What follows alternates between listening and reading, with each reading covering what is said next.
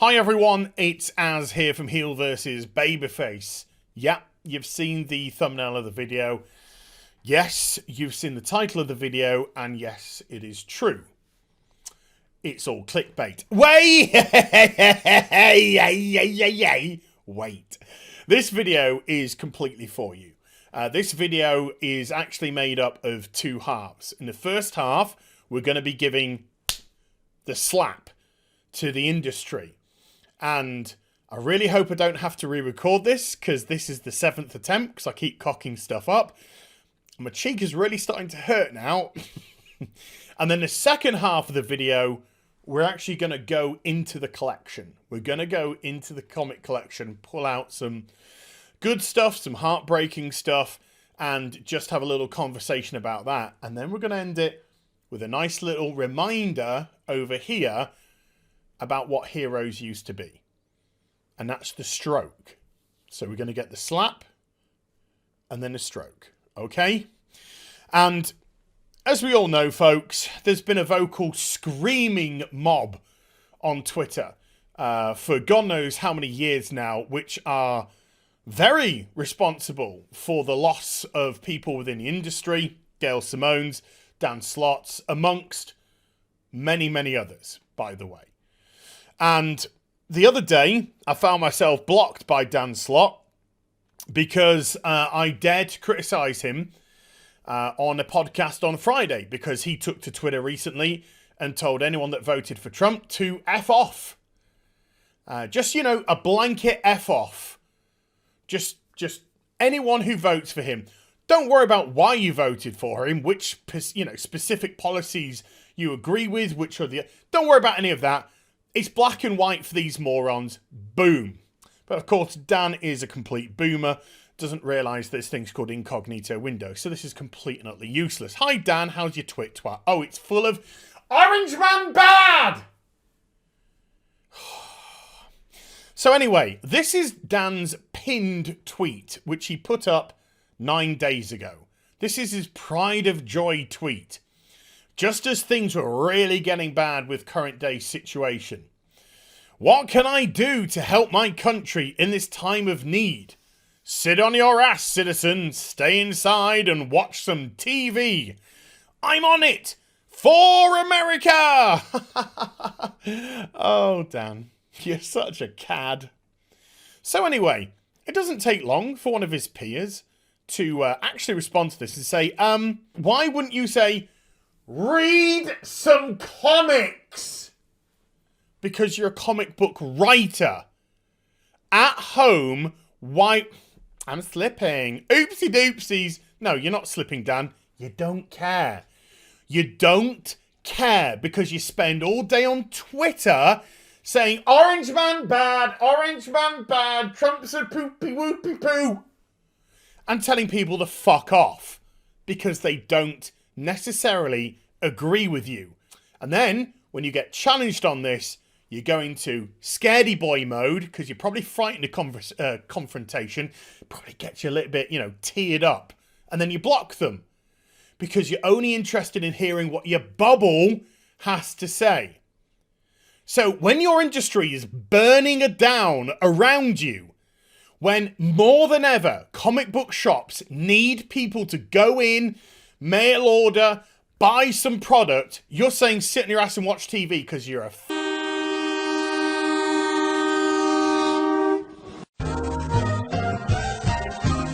And then, last night, I found myself the recipient of another block. This time from Tom King. Now, I don't know if he blocked me directly or if I got caught up in one of their block bombs. He's problematic type of thing. Whichever, I don't care. I neither follow Dan Slott nor Tom King. Tom King, if you don't know, by the way, is the person who destroyed Batman over the last few years. He started off really well. Legitimately. I actually sent him some tweets in praise of his early stuff when he first took over Batman. He actually liked a couple of them as well. I suppose it's okay if you're getting praise, but, you know, if you get some mild criticism, woof, no, can't handle that. But then it got to around issue 20, mid-20s, and then it just fell apart. Just fell apart. Batman suddenly became Soy Man. And by issue 50, Batman was just a broken mess of a character. And then we had to go from 50 to 85 with this pathetic, miserable, soy-based, sad man who couldn't fight his own battles, who couldn't save anyone. Oh my god, it was painful. Anyway, Tom King retweets Brian Michael Bendis, and he says, certainly more important things going on, but for those who deeply care, comics are not cancelled. They're being made safe. So safe that DC haven't made a single statement. So safe that Jim Lee, the head of DC, apparently hasn't said anything. That's how safe they are. Right now, when they return, they will be awesome. Hashtag stay home and read comics. I'm a little older than some and remember situations like this, and we got right back to it. There's never been a situation like this at all. But what about Michael Bendis, hey? Who's destroyed Superman?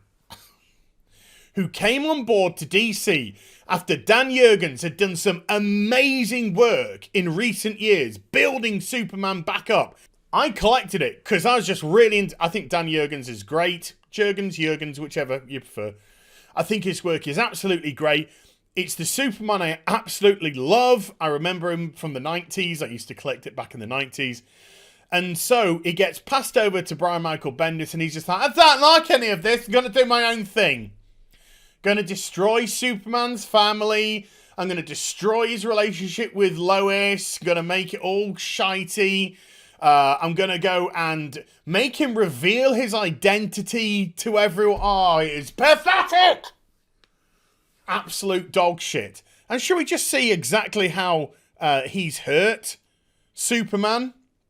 Look at this. Where are we? 40 bloody 7. You can't even see it's that low. I need to move this up. 40 bloody 7. Superman 31,000. You're like, no, that must be the previous. No, that must be the previous. It must be on 21 now. Stop me at Superman 21, folks. Oh, no. Superman. I took the piss out of Captain Marvel coming in at 50. Coming in at bloody 50. With her 30,000.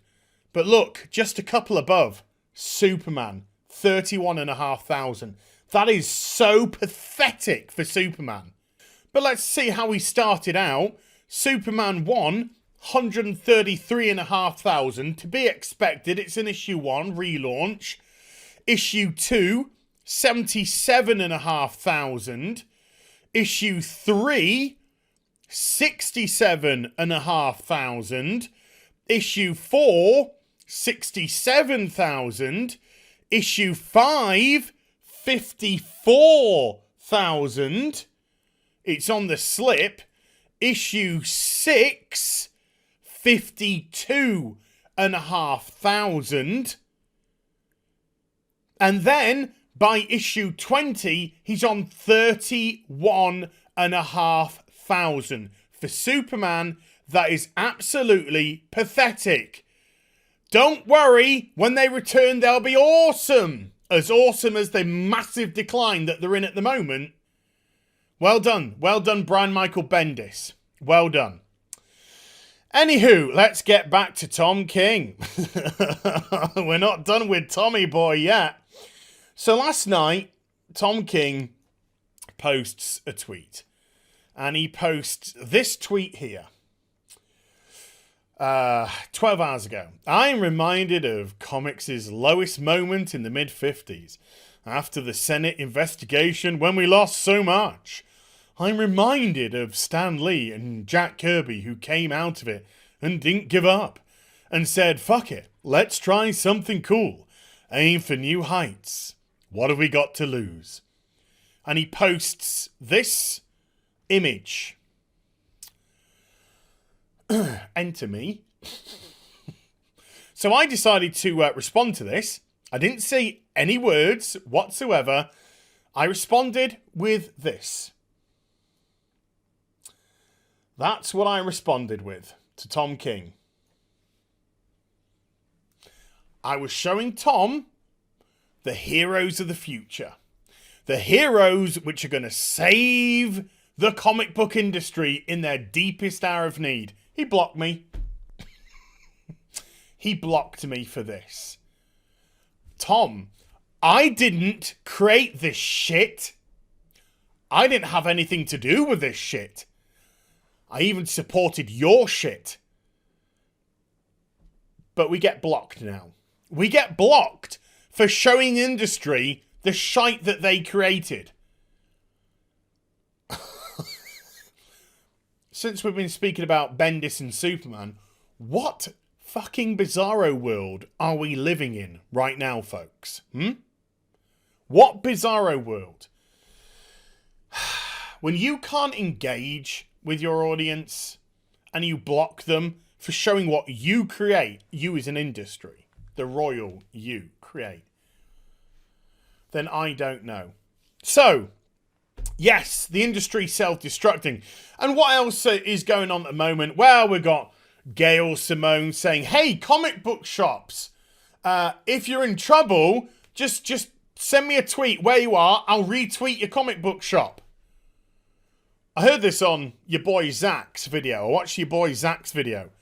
And he said, what good is that? The people in that area are going to know about that bloody comic book shop. So you're going to say, hey, Pennsylvania, you know this comic book shop that you go to for your comics? There it is. And he came up with a suggestion. Why doesn't Gail buy all the unsold copies of Domino that she can't sell? And stuff like that. So I was thinking to myself, that's actually a good idea. That's actually a good idea, Zach. Why doesn't Tom King buy all the unsold issues of Batman? Because by his run of Batman 85, he was down 20,000 on what he normally would sell. Why doesn't Brian Michael Bendis go and purchase all the unsold copies of Superman that can't be sold? Because he's just absolutely annihilated the character. Why don't you do that? Why don't you set yourself a challenge, folks, and say, hey, I'm going to go to all the comic shops within a 25-mile radius of me, and I'm going to go in, and if there are any Batman comics or Superman comics or Domino comics or whoever it is that, Dan Slott, Spider-Man, why don't you buy them up with your own money?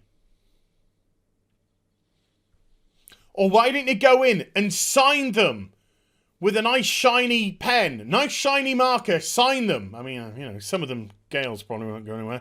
But, Tom King might be able to get rid of a few. Brian Michael Bendis, purely because of history within the industry, might be able to get rid of a few. Dan Slott the same, purely a history within the industry. Why don't you try and do something practical and pragmatic for the industry?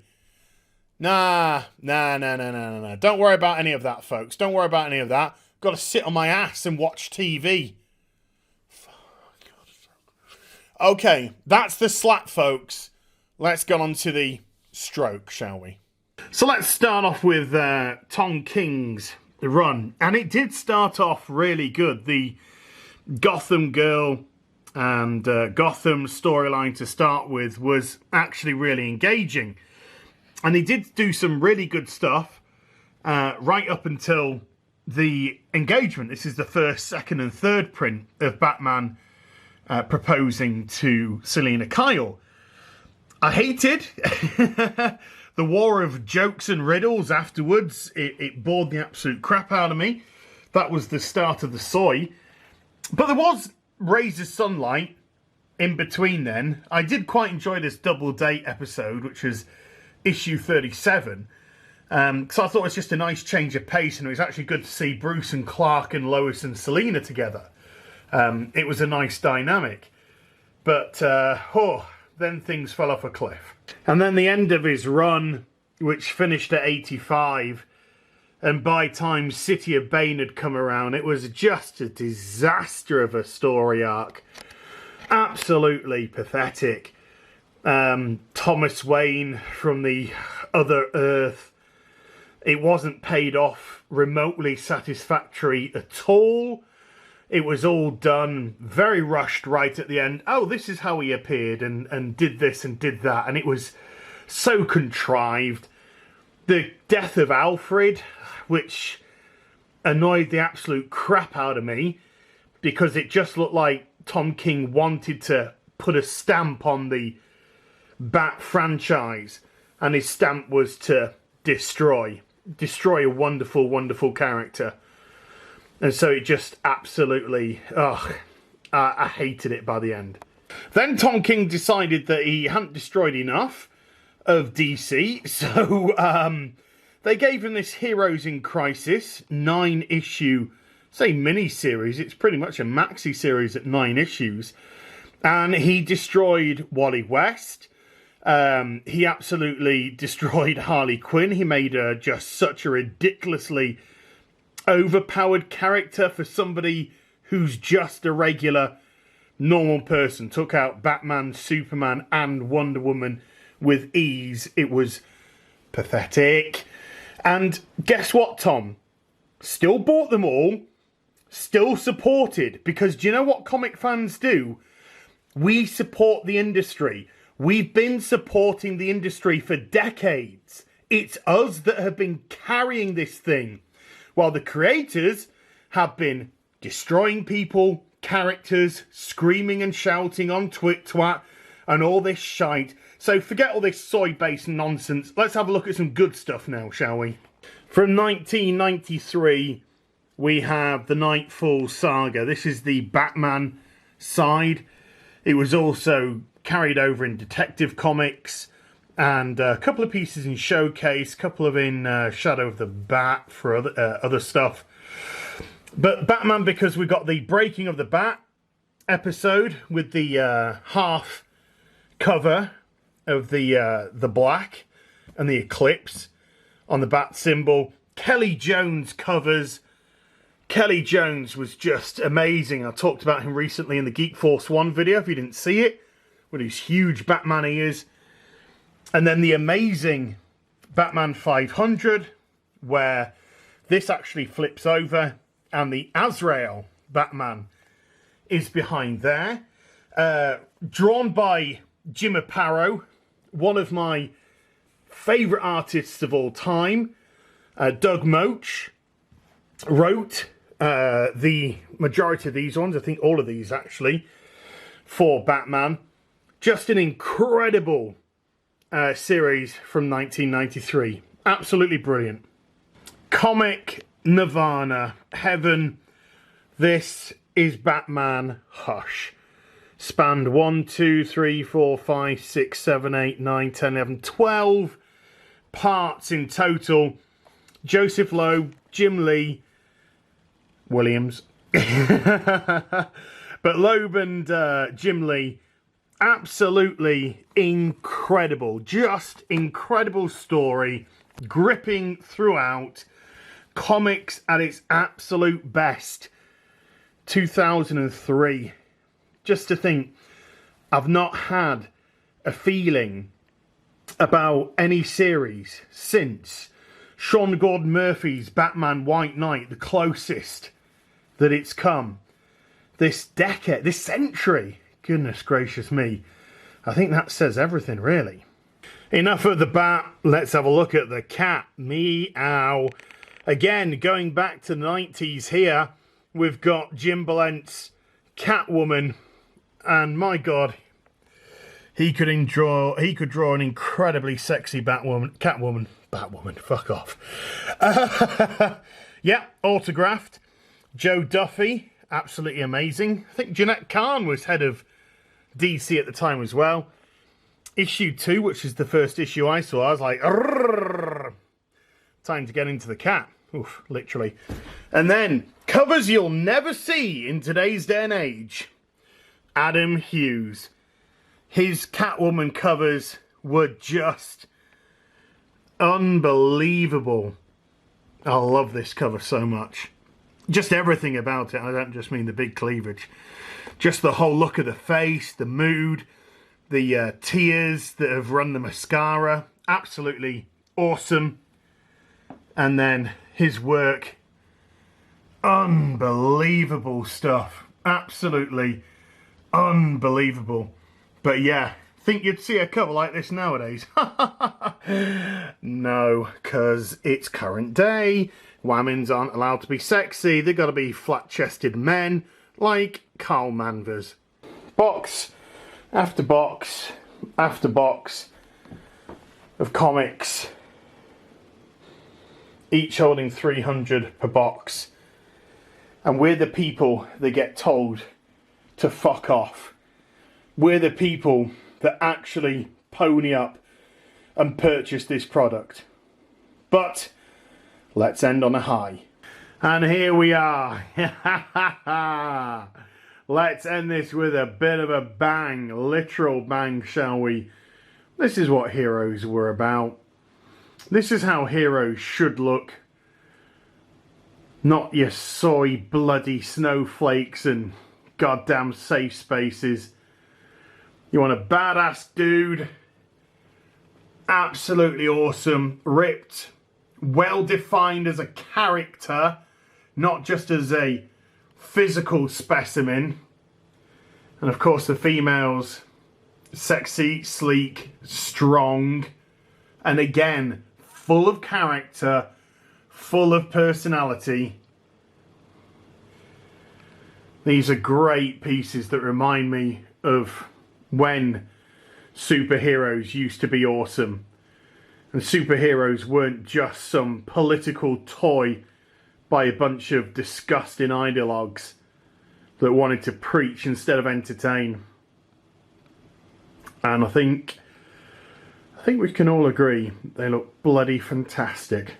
So I hope you enjoyed the vid. If you did, do give it a thumbs up and also subscribe to the channel. Follow me on social media and Twitch for live streaming. Links are in the description box down below. And I'll be back with some more stuff very soon. You take care. Bye for now.